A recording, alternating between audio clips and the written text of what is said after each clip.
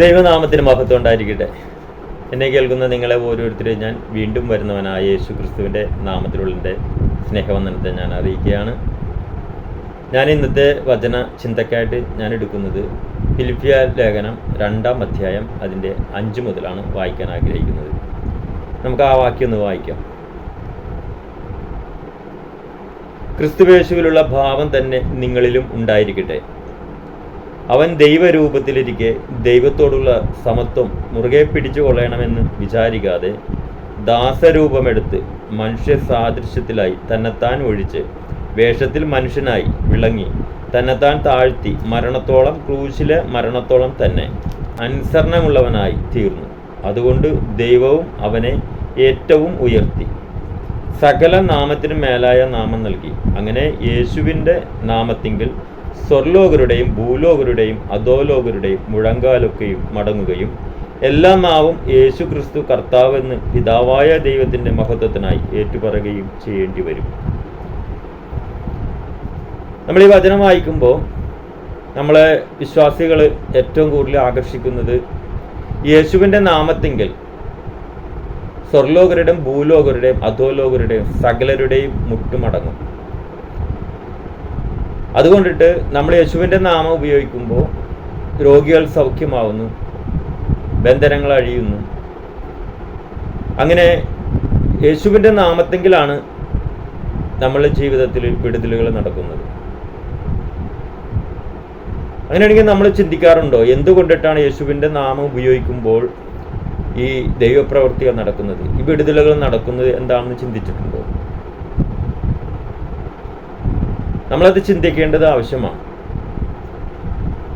ആ നാമം നമ്മൾ ഉപയോഗിക്കുമ്പോൾ നമ്മുടെ ജീവിതത്തിൽ വിടുതലുകൾ നടക്കുന്നുവെങ്കിൽ, ദൈവപ്രവൃത്തി നടക്കുന്നുവെങ്കിൽ അതിന് യേശു ഒരു വില കൊടുത്തിട്ടാണ്. ആ വില എന്താണ്? ആ വില എന്താണെന്നുള്ളതാണ് നമ്മൾ ഈ വചനത്തിലൂടെ നമുക്ക് മനസ്സിലാക്കാൻ കഴിയുന്നത്. എൻ്റെ 5 തുടങ്ങുന്നത് ഇങ്ങനെ തന്നെ: ക്രിസ്തുവേശുവിലുള്ള ഭാവം തന്നെ നിങ്ങളിലും ഉണ്ടായിരിക്കട്ടെ എന്നാണ്. വിശുദ്ധ പൗലോസ് അപ്പോസ്തലൻ ഫിലിപ്പിയ സഭക്കാരോട് പറയുകയാണ്, ഈ ക്രിസ്തുവേശുവിൻ്റെ ഭാവം നിങ്ങളിലും ഉണ്ടാകണം, നമ്മളിലും ഉണ്ടാകണം എന്നുള്ളതാണ്. എന്നിട്ടാണ് ആ യേശു എന്താണ്, ക്രിസ്തുവേശുവിൻ്റെ ഭാവം എന്തായിരുന്നു എന്നുള്ളതിനെ കുറിച്ചിട്ട് നമുക്ക് അറിയാൻ കഴിയുന്നത് താഴേക്കുള്ള വാക്യങ്ങൾ വായിക്കുമ്പോഴാണ്. അവൻ ദൈവരൂപത്തിലിരിക്കെ ദൈവത്തോടുള്ള സമത്വം മുറുകെ പിടിച്ചുകൊള്ളണം എന്ന് വിചാരിക്കാതെ ദാസരൂപമെടുത്ത് മനുഷ്യ സാദൃശ്യത്തിലായി തന്നെത്താൻ ഒഴിച്ച് വേഷത്തിൽ മനുഷ്യനായി വിളങ്ങി തന്നെത്താൻ താഴ്ത്തി മരണത്തോളം, ക്രൂശിലെ മരണത്തോളം തന്നെ അനുസരണമുള്ളവനായി തീർന്നു. അതുകൊണ്ട് ദൈവവും അവനെ ഏറ്റവും ഉയർത്തി സകല നാമത്തിനും മേലായ നാമം നൽകി. അപ്പൊ ദൈവം ഉയർത്തി സകല നാമത്തിനും മേലായ നാമം യേശുവിൻ്റെ നാമത്തിന് നൽകിയതിന് കാരണം അവൻ ദൈവരൂപത്തിലിരിക്കെ ദൈവത്തോടുള്ള സമത്വം മുറുകെ പിടിച്ചു കൊള്ളണമെന്ന് വിചാരിക്കാതെ ദാസരൂപമെടുത്ത് മനുഷ്യ സാദൃശ്യത്തിലായി തന്നെത്താൻ ഒഴിച്ച് വേഷത്തിൽ മനുഷ്യനായി വിളങ്ങി തന്നെത്താൻ താഴ്ത്തി ക്രൂശിലെ മരണത്തോളം തന്നെ അനുസരണമുള്ളവനായി തീർന്നു. ഇവിടെ ഒരു അനുസരണയെക്കുറിച്ച് പറയുന്നു. പിതാവായ ദൈവത്തിൻ്റെ മുന്നിൽ യേശു അനുസരണയുള്ളവനായി തീർന്നു. പിതാവിനെ പൂർണ്ണമായിട്ടും അനുസരിച്ചു. പിതാവിൻ്റെ ഹിതം എന്താണോ അത് പൂർണ്ണമായിട്ടും അനുസരിച്ചു. പിതാവിൻ്റെ ഹിതം നമുക്ക് ഈ വചനത്തിലൂടെ മനസ്സിലാക്കാൻ കഴിയുന്നത് എന്താ? അവൻ ദൈവരൂപത്തിലിരിക്കെ ദൈവത്തോടുള്ള സമസ്തം മുറുകെ പിടിച്ചുകൊള്ളണമെന്ന് വിചാരിക്കാതെ താണിറങ്ങി, ക്രൂശിലെ മരണത്തോളം തന്നെ താണിറങ്ങി. അവൻ മനുഷ്യ സാദൃശ്യത്തിലായി എന്ന് വെച്ചെന്നാൽ മനുഷ്യനായി ഭൂമിയിലേക്ക് ഇറങ്ങി വന്നു. എന്നിട്ട് മനുഷ്യൻ്റെ പാപത്തിന് പരിഹാര യാഗമായി തന്നെ യാഗമായി അർപ്പിച്ചു. പിതാവിൻ്റെ ഹിതം അതായിരുന്നു. മനുഷ്യരാശിയെ വീണ്ടെടുക്കുവാൻ വേണ്ടിയിട്ട് യേശു തന്നെ ഒഴിച്ചു വേഷത്തിൽ മനുഷ്യനായിത്തീർന്നു. അങ്ങനെ മനുഷ്യനായിത്തീർന്നു. മനുഷ്യൻ്റെ അകൃത്യങ്ങൾ നമുക്കറിയാം. യെശയ്യാവ് 53 വായിക്കുന്നു, നമ്മുടെ അകൃത്യങ്ങൾ അവൻ്റെ മേൽ ചുമത്തി. അപ്പോൾ ഇവിടെ വായിക്കുമ്പോൾ അങ്ങനെ ക്രൂശിലെ മരണത്തോളം തന്നെ അനുസരണമുള്ളവനായിത്തീർന്നു. പിതാവായ ദൈവത്തെ പൂർണ്ണമായി അനുസരിച്ചു. അതുകൊണ്ട് ദൈവമോ അവന്, ആ വാക്യം നമുക്ക് വായിക്കാം, അതുകൊണ്ട് ദൈവവും അവനെ ഏറ്റവും ഉയർത്തി സകല നാമത്തിനും മേലായ നാമം നൽകി. അങ്ങനെ യേശുവിൻ്റെ നാമത്തിങ്കൽ സ്വർലോകരുടെയും ഭൂലോകരുടെയും അധോലോകരുടെയും മുഴങ്കാലൊക്കെയും മടങ്ങുകയും എല്ലാ നാവും യേശു ക്രിസ്തു കർത്താവ് എന്ന് പിതാവായ ദൈവത്തിൻ്റെ മഹത്വത്തിനായി ഏറ്റുപറയുകയും ചെയ്യേണ്ടി വരും. അപ്പം യേശു കർത്താവ് പിതാവായ ദൈവത്തെ ക്രൂശിലെ മരണത്തോളം അനുസരിച്ചു എന്ന് വെച്ചെന്നാൽ മനുഷ്യരാശിയുടെ പാപപരിഹാര ബലിയായിത്തീർന്നു, വീണ്ടെടുപ്പുകാരനായിത്തീർന്നു, ക്രിസ്തുവായിത്തീർന്നു. ശരിക്കും പറഞ്ഞാൽ യേശു ക്രിസ്തുവായി മനുഷ്യരാശിയുടെ വീണ്ടെടുപ്പ് വില കൊടുത്തു. വീണ്ടെടുപ്പുകാരനായിത്തീരുന്നത് കൊണ്ട് പിതാവായ ദൈവം ഒരു അംഗീകാരം കൊടുക്കുകയാണ്. ആ നാമത്തിൻ്റെ മുന്നിൽ സ്വർലോകരുടെയും ഭൂലോകരുടെയും അധോലോകരുടെയും സകലരുടെയും മുട്ടുമടങ്ങും. നമ്മളിന്ന് യേശുവിൻ്റെ നാമം പറയുമ്പോൾ ദൈവപ്രവൃത്തികൾ നടക്കുന്നതിൻ്റെ കാരണം യേശു മനുഷ്യരാശിക്ക് വേണ്ടി ക്രിസ്തുവായി തീർന്നത് കൊണ്ടാണ്.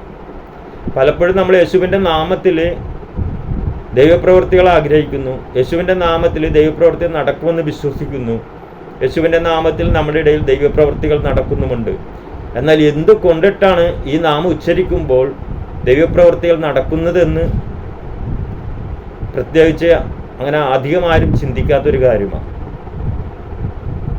അങ്ങനെ യേശുവിൻ്റെ നാമം ഉച്ചരിക്കുമ്പോൾ അവിടെ ദൈവപ്രവൃത്തികൾ നടക്കുന്നതിൻ്റെ കാരണം യേശു മനുഷ്യരാശിയുടെ വീണ്ടെടുപ്പ് വില കൊടുത്തത് കൊണ്ടാണ്. പിതാവിൻ്റെ ഇംഗിതം അതായിരുന്നു. അത് പൂർണ്ണമായിട്ടും അനുസരിച്ചു.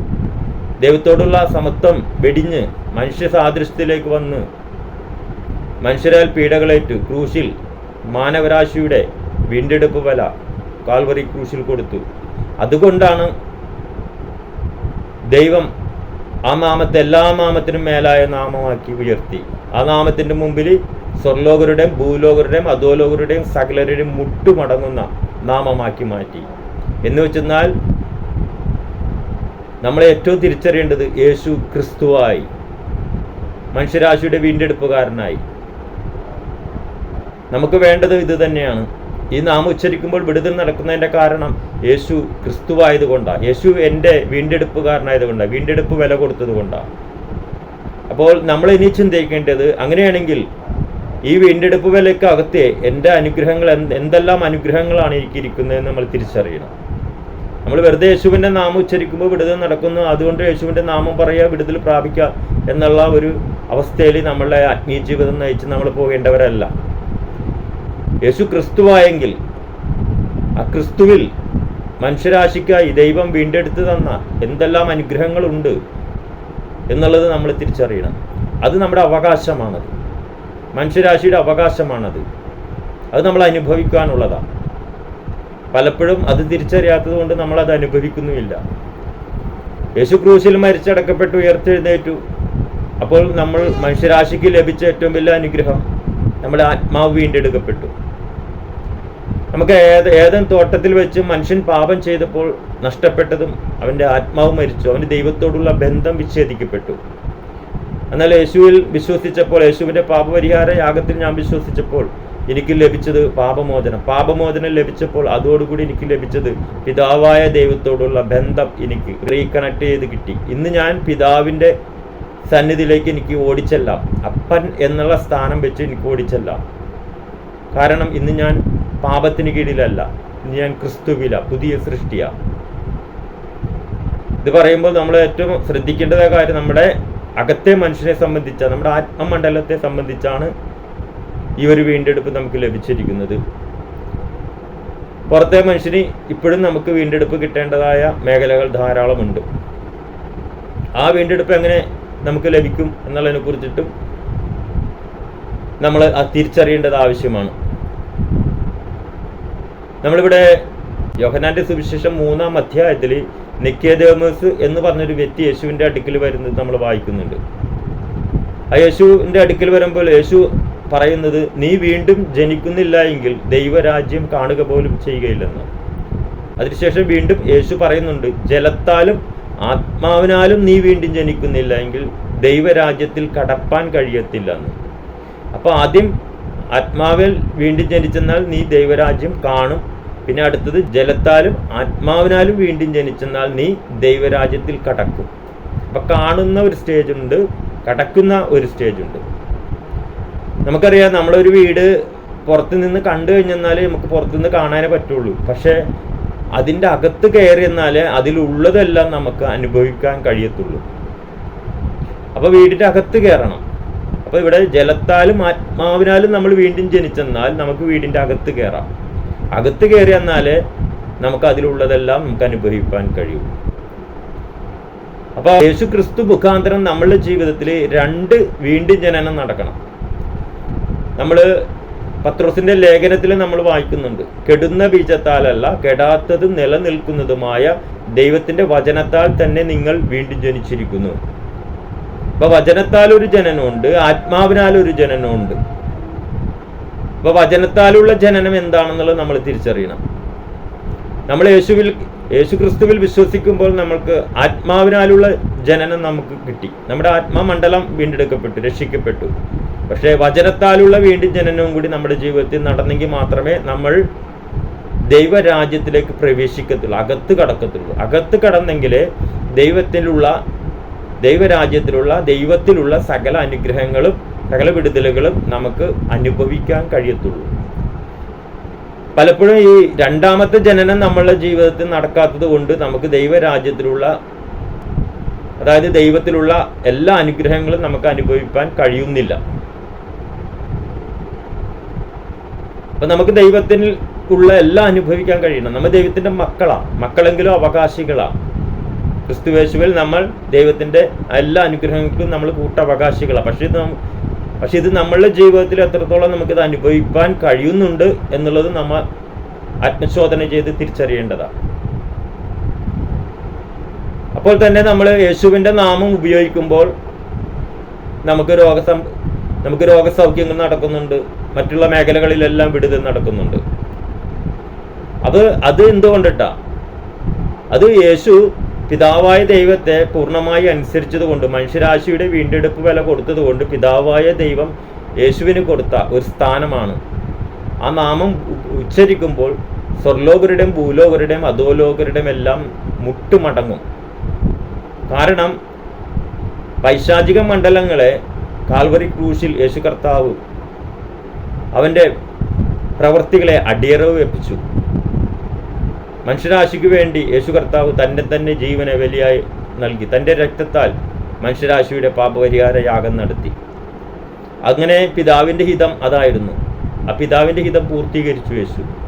അതുകൊണ്ട് പിതാവ് നൽകിയ അധികാരമാണത്.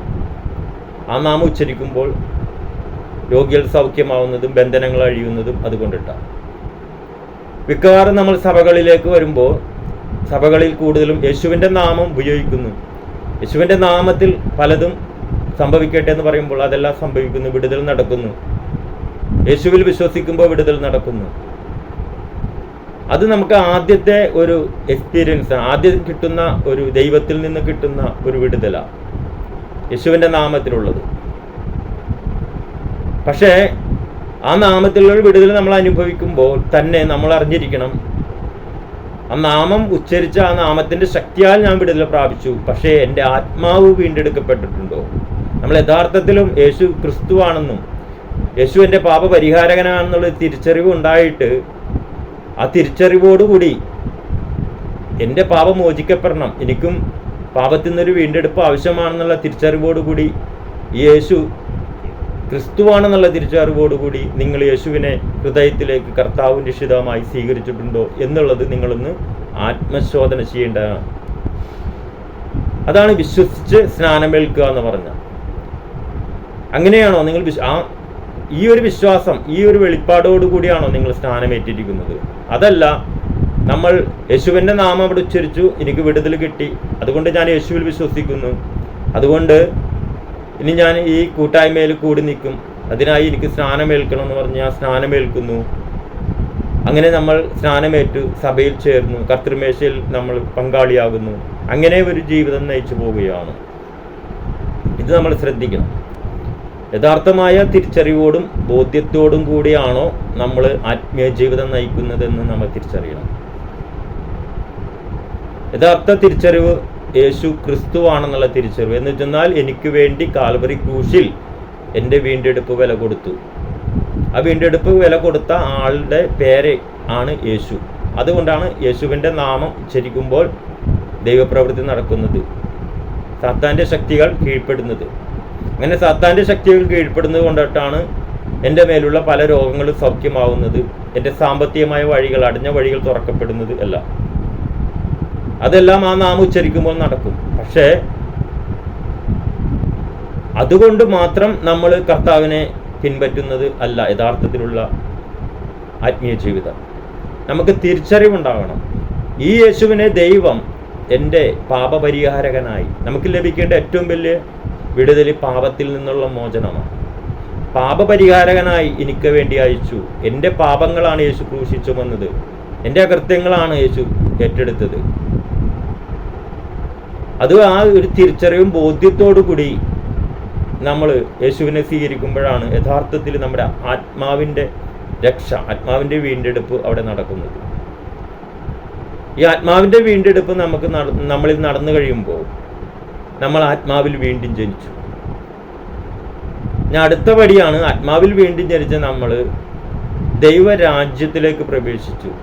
ദൈവത്തിൻ്റെ മക്കളെന്നുള്ള പദവി നമുക്ക് ലഭിച്ചു. അങ്ങനെ ദൈവരാജ്യത്തിൽ പ്രവേശിച്ച് നമ്മൾ രണ്ടാമത്തെ ജനനം നമ്മളിൽ നടക്കണമെങ്കിൽ അതിൻ്റെ തുടക്കം എന്നോണമാണ് നമ്മൾ സ്നാനമേൽക്കുന്നത്. യേശു ക്രിസ്തുവിനോട് ചേരുവാൻ സ്നാനമേൽക്കുമ്പോൾ നമ്മളുടെ ജീവിതത്തിൽ നടക്കുന്ന ഒരു കാര്യമുണ്ട്. നമ്മളുടെ ഒരു അടക്ക ശുശ്രൂഷയാണ് സ്നാനത്തിൽ നടക്കുന്നത്.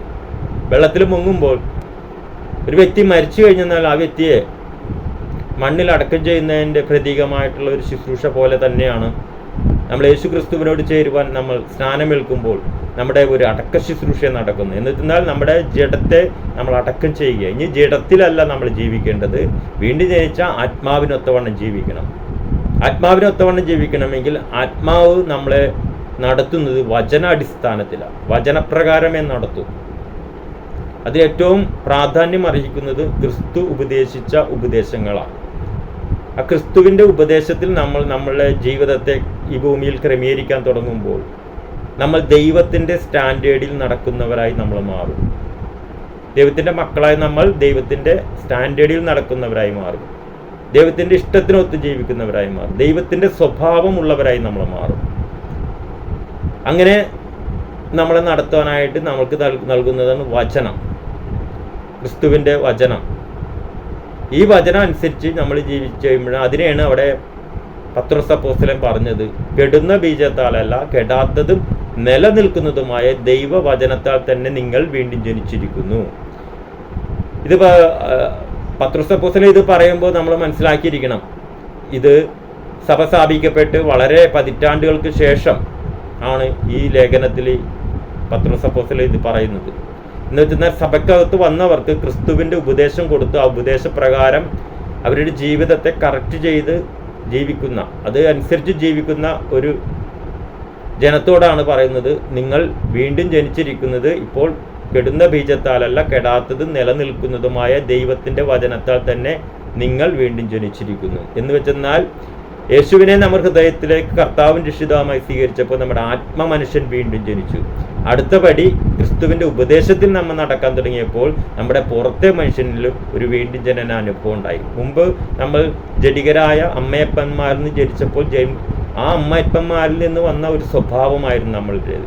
പക്ഷേ ക്രിസ്തുവിൻ്റെ ഉപദേശത്തിൽ നമ്മൾ നടക്കാൻ തുടങ്ങിയപ്പോൾ, ക്രിസ്തുവിൻ്റെ ഉപദേശപ്രകാരം നമ്മൾ മാനസാന്തരത്തിൻ്റെ അനുഭവത്തിലേക്ക് വന്നപ്പോൾ ഏറ്റുപറഞ്ഞ് ക്ഷമ ചോദിച്ച് നമ്മൾ അനുദിനം നമ്മളെ തന്നെ തിരിച്ചറിഞ്ഞ് നമ്മളുടെ കുറവുകളെ മനസ്സിലാക്കി ക്രിസ്തുവിൻ്റെ സന്നിധിയിൽ നമ്മളെ ഏൽപ്പിച്ച് ക്രിസ്തുവിൻ്റെ രക്തത്താൽ ഓരോ ദിവസവും നമ്മൾ കഴുകൽ പ്രാപിച്ച് നമ്മുടെ ജീവിതം മുന്നോട്ട് വരുമ്പോൾ നമ്മളുടെ പുറത്തെ മനുഷ്യനിൽ ഒരു വീണ്ടും ജനനം നടക്കുക, വചനത്താലുള്ള ഒരു വീണ്ടും ജനനം നടക്കുക.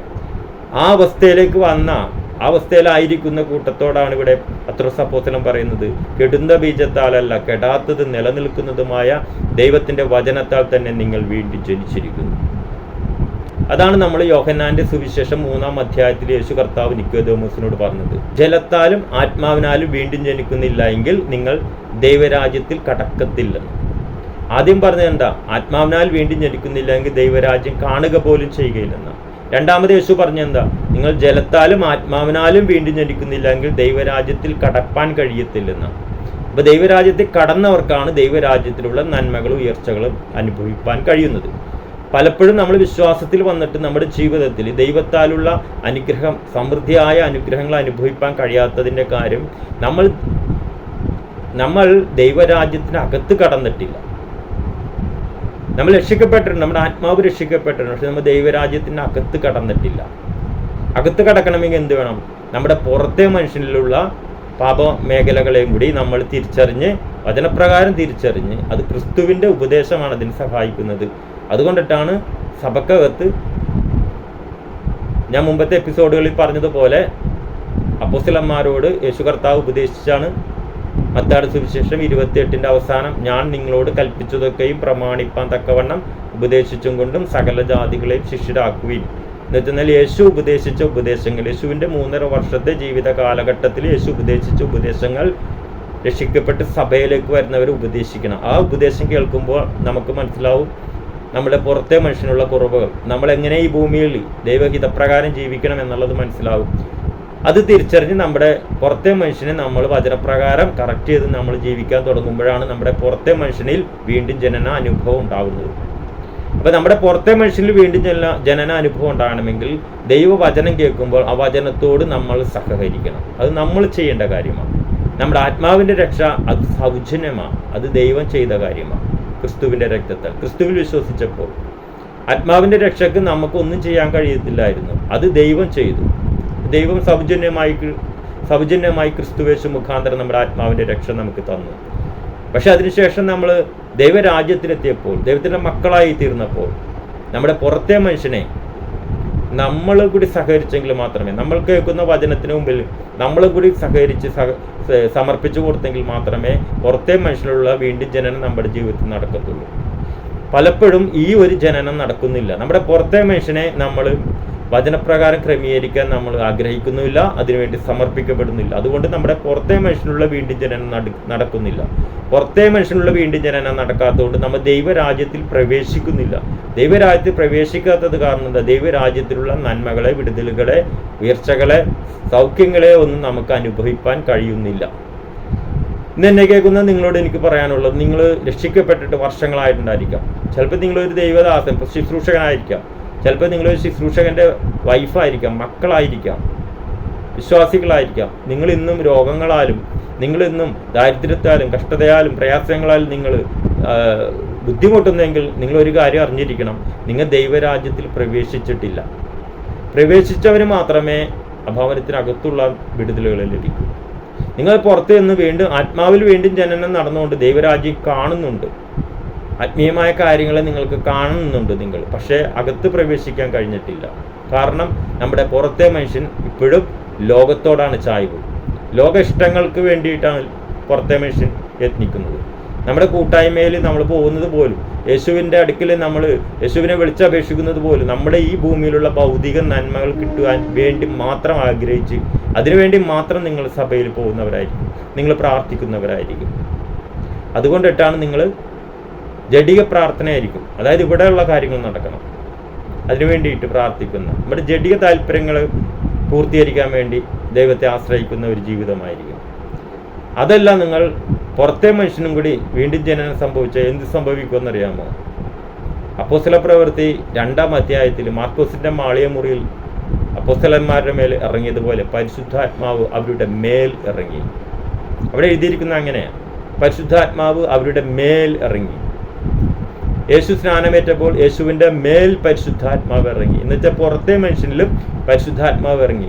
പുറത്തെ മനുഷ്യനും പരിശുദ്ധാത്മാവിനാൽ നിയന്ത്രിക്കപ്പെടുന്ന ഒരവസ്ഥ വന്നു, നയിക്കപ്പെടുന്ന ഒരവസ്ഥ വന്നു.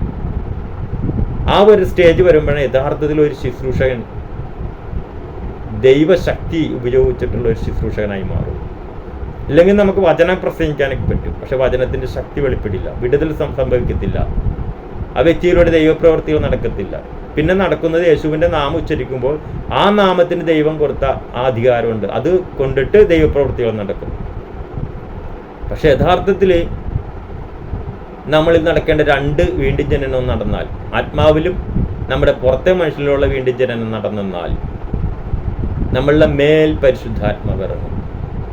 മേൽ പരിശുദ്ധാത്മാവ് ഇറങ്ങിയാൽ നമ്മൾ കൈവച്ച രോഗി സൗഖ്യമാകും. ആ ഒരു അവസ്ഥയിലേക്ക് വന്ന പത്രോസ് നടന്നു പോയപ്പോൾ നിഴല് തട്ടി രോഗികൾ സൗഖ്യമായി. ഒന്ന് തിരിച്ചറിയാം, നമുക്ക് ഈ ഒരു ആത്മീയ ദാരിദ്ര്യമുണ്ട്. എന്നോട് കഴിഞ്ഞ ദിവസം ഒരു വ്യക്തി വിളിച്ചു ചോദിച്ചു, എന്താണ് ഈ ക്രിസ്തുവിൻ്റെ ഉപദേശം? മത്തായി സുവിശേഷം 5-ാം അധ്യായം 3-ാം വാക്യത്തിൽ കർത്താവ് പറയുന്നുണ്ട്, ആത്മാവിൽ ദരിദ്രർ ഭാഗ്യവാന്മാർ, ദൈവരാജ്യം അവർക്കുള്ളത്.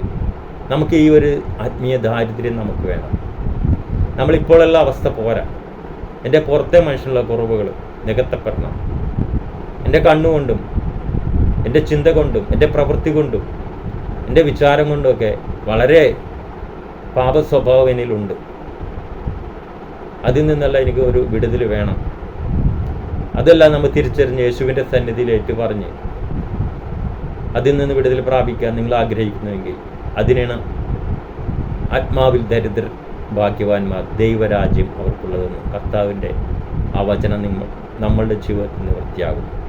അങ്ങനെയാണെങ്കിൽ യഥാർത്ഥമായ ദൈവശക്തി നമ്മളിൽ വസിക്കും. ദൈവം നമ്മളിരുന്ന് തൻ്റെ പ്രവൃത്തികളെ ചെയ്യും. നമുക്കതിനായിട്ട് സമർപ്പിക്കാം. അതിനാണ് ക്രിസ്തുവിൻ്റെ ഉപദേശം നമ്മൾ സഭകളിൽ പ്രസംഗിക്കണമെന്ന് പറയുന്നത്. ഇന്ന് എന്നെ കേൾക്കുന്ന നിങ്ങളോട് എനിക്ക് പറയാനുള്ളത്, നിങ്ങൾ യേശുവിൻ്റെ പ്രസംഗങ്ങളൊക്കെ ഒന്ന് വായിക്കണം. ആ പ്രസംഗങ്ങളിൽ നിങ്ങളുടെ ജീവിതമായിട്ടും തുലനം ചെയ്യണം. ആ യേശുവിൻ്റെ പ്രസംഗവും എൻ്റെ ജീവിതവും തമ്മിൽ എവിടെയാണ് എക്കച്ചക്കിൽ ഏറ്റക്കുറവുള്ളത് അവിടെയെല്ലാം നികത്തപ്പെടാൻ, കറക്റ്റ് ചെയ്യപ്പെടാനായിട്ടൊന്ന് സമർപ്പിക്കണം. പരിശുദ്ധാത്മാവിനോട് അതിന് സഹായം ചോദിക്കണം. പരിശുദ്ധാത്മാവ് നമ്മളെ സഹായിക്കും. യേശു എന്നും നമ്മളെ കുറവുകളെ നികത്തുവാൻ, കുറവുകളെ നമ്മൾ ഏറ്റുപറഞ്ഞെന്നാൽ നമുക്ക് പാപക്ഷമ തരുവാൻ യേശു ഇന്ന് പിതാവിൻ്റെ വലതു ഭാഗത്ത് നമുക്ക് വേണ്ടി മധ്യസ്ഥനായിട്ടുണ്ട്. പലപ്പോഴും പലരുടെയും ചിന്ത രക്ഷിക്കപ്പെട്ട് കഴിഞ്ഞാൽ പിന്നെ എന്നിൽ പാപമില്ലെന്നാണ്. രക്ഷിക്കപ്പെട്ട് നമ്മുടെ ആത്മാവാ, നമ്മുടെ പുറത്തെ മനുഷ്യൻ അനുദിനം വീണ്ടെടുക്കപ്പെടേണ്ടതാണ് വചനം കേട്ട്. അതുകൊണ്ടെന്താ, വിളിച്ചവരെ നീതീകരിച്ചും നീതീകരിച്ചവരെ തേജസ്കരിച്ചും ഇരിക്കുന്നു. തേജസ്കരണം നടന്നുകൊണ്ടിരിക്കുക ഓരോ ദിവസവും നമ്മുടെ അനുദിന ജീവിതത്തിൽ. ആ തേജസ്കരണം പൂർണ്ണമായെന്നാൽ നമ്മുടെ പുറത്തെ മനുഷ്യനും കൂടി ദൈവാത്മാവ് നിറയും. അപ്പോസ്തലന്മാർ ചെയ്ത അതേ ശുശ്രൂഷ, യേശു ചെയ്ത അതേ ശുശ്രൂഷ ചെയ്യുവാൻ നമുക്ക് കഴിയും. ഞാൻ നിങ്ങൾക്ക് വേണ്ടി പ്രാർത്ഥിക്കാം.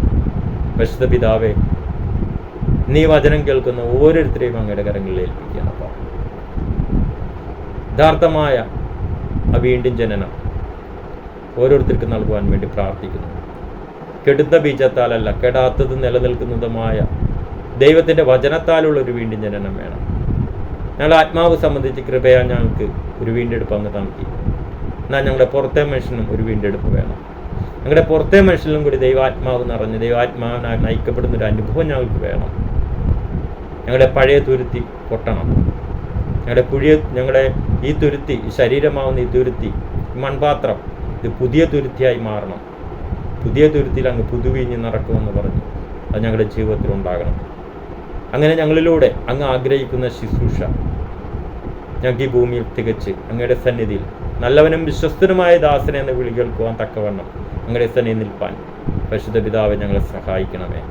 യേശുവേ, അതിനുവേണ്ട കൃപ ഞങ്ങൾക്ക് നൽകണമേ. അങ്ങേ പിരിഞ്ഞ് ഞങ്ങൾക്കൊന്നും ചെയ്യാൻ കഴിയില്ല കർത്താവേ. അങ്ങിൽ ഞങ്ങളെ തന്നെ ഏൽപ്പിക്കുകയാണ്, അങ്ങിൽ ഞങ്ങൾ മറയുകയാണ്. പരിശുദ്ധാത്മാവെ, അങ്ങ് ഞങ്ങളെ വഴി നടത്തണമേ. വചനമാവുന്ന പാതയെ നടക്കാൻ അനുദിനം ഞങ്ങളോട് വഴി ഇതാണെന്ന് പറഞ്ഞ് ഞങ്ങളെ നടത്തണമെന്ന് പ്രാർത്ഥിക്കുന്നു. സകല മഹത്വം പിതാവേ അങ്ങേക്ക്, യേശുവിൻ നാമത്തിൽ തന്നെ. ആമേൻ.